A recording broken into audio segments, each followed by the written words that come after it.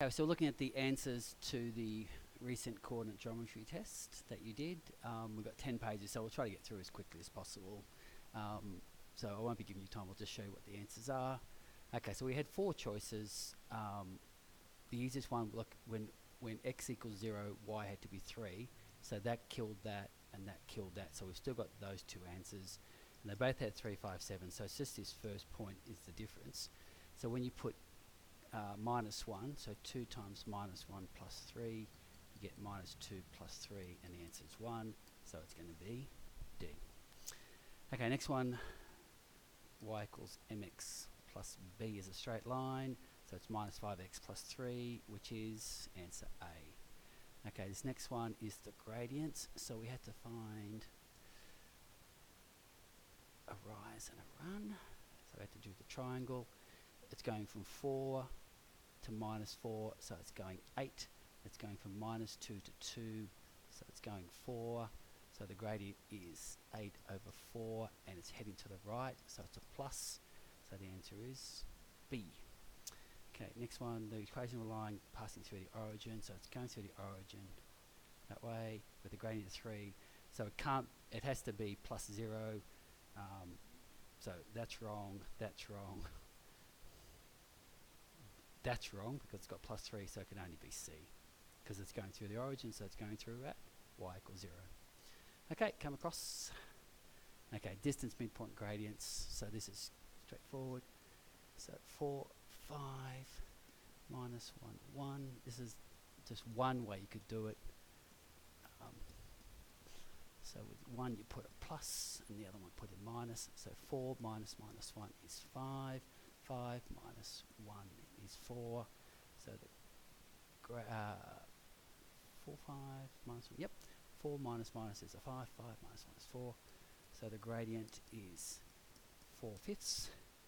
The distance is the square root of 5 squared plus 4 squared, which is 25 plus 16. So the distance is root 41. We'll add them together now for this midpoint. 4 plus minus 1 is 3. 5 plus 1 is 6. So the midpoint is 3 over 2, 6 over 2, which is 1.5 and 3. Okay, next page. Set the gradient, x-intercept and y-intercept for each of these lines. Okay, so the gradient is the coefficient of x, which is 1. The y-intercept is the number independent, which is 3, and the x-intercept is you take the y-intercept, change the sign, and divide by the gradient. So the answer is minus 3. Gradient. There is no x, so the gradient is 0. The y-intercept is the number, minus 3, and the x-intercept is you take the y-intercept, change the sign, and divide by the gradient, which is undefined. You can't divide by 0. Therefore, there's no x-intercept. Okay, you can't divide by 0. Okay, fill in the table of values for the and then plots. Okay, so you got y equals minus x plus 1. So the easiest numbers, 0, 1, 2. So when you put 0 in, you just get the number. Minus 1 plus 1 is 0. Minus 2 plus 1 is minus 1. So we get y and x and 1, 2, 1, minus 1. So 0, 1 is there, 1, 0, 2 minus 1, and just make a straight line. And put arrows at each end. So it had to go through past your points. You can't just leave it at your points. If your line doesn't stop there and there, it goes to infinity. Okay, coming across. Okay, gradient and y-intercept. Okay, so we'll do the y-intercept first. The y-intercept is 0. That's the easiest thing. And we'll do a gradient next. Okay, so it's going from 1 to minus 1, so it's going up to 2. It's going from minus 4 to 4, so it's going 8. So the gradient is 2 over 8, which is a quarter. So the first, and it's heading to the right, so it's positive. So the answer is y equals a quarter x plus 0, so it's just a quarter x. Okay, next one. The y-intercept is minus 3, so that's the easiest part. And then we'll do our gradient next. So it's going from 3 to minus 3, so it's going 6. It's going from 0 to 1, so it's going 1. It's heading to the left, so it's a negative. So the gradient is negative 6. So the answer is y is minus 6x, plus, let's say, and minus 3. So minus 6x minus 3. Coming across, sketch the following using any value. So again, start with the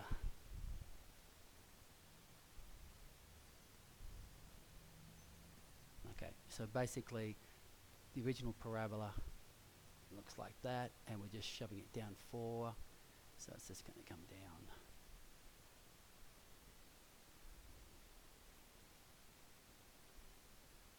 like that, and that value there is minus 4, and that value on the is plus 2, and that's minus 2. 2 squared minus 4 equals 0. Minus 2 squared minus 4 equals 0, so it's just that parabola. Okay, come across when you're ready. Okay, so this is a question where you have to make up your own answers. So the original was y equals minus 2x plus 1, and so in the first one has the same gradient and it's a parallel line, so y equals minus 2x plus 7. Okay, as long as it had the minus 2x, you had the answer right.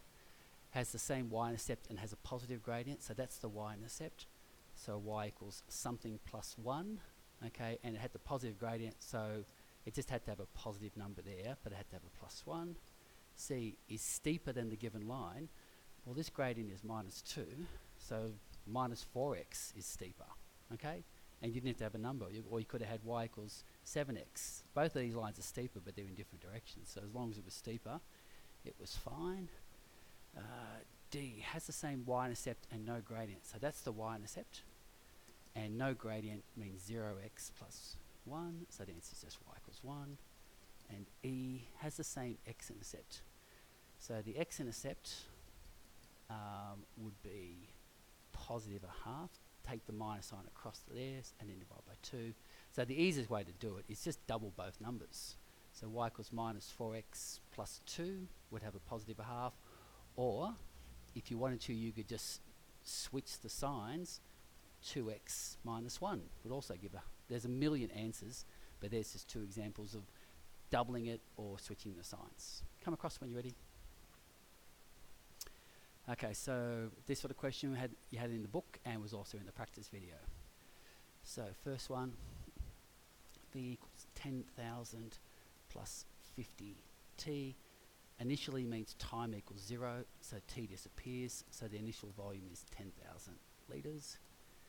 B, coming in each minute. Well, there's what you're putting in the minutes, okay, 50t, you're putting the t there, so every minute is another 50 litres. C, how much will be in half an hour? So V equals 10,000 plus 50 times 30 minutes, which is 10,000 plus 5 3s are 15 and 2 zeros, and so the answer is 11,500 litres. And part D, 12,000 is your volume, equals 10,000 plus 50t. Take the 10,000 across, you have 2,000 equals 50t, and then divide 2,000 divided by 50, and that equals 40, and so the answer is 40 minutes. Okay, come across.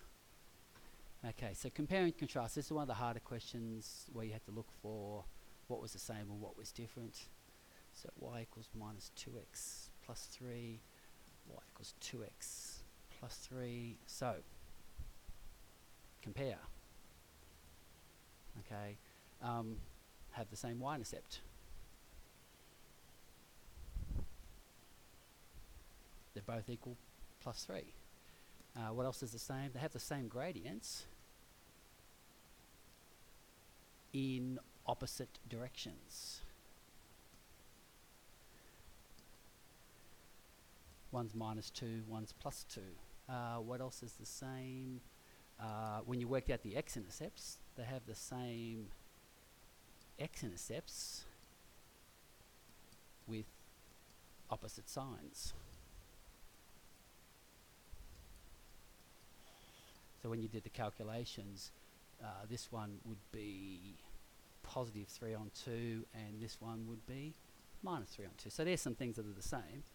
And contrast, what are the things that are different?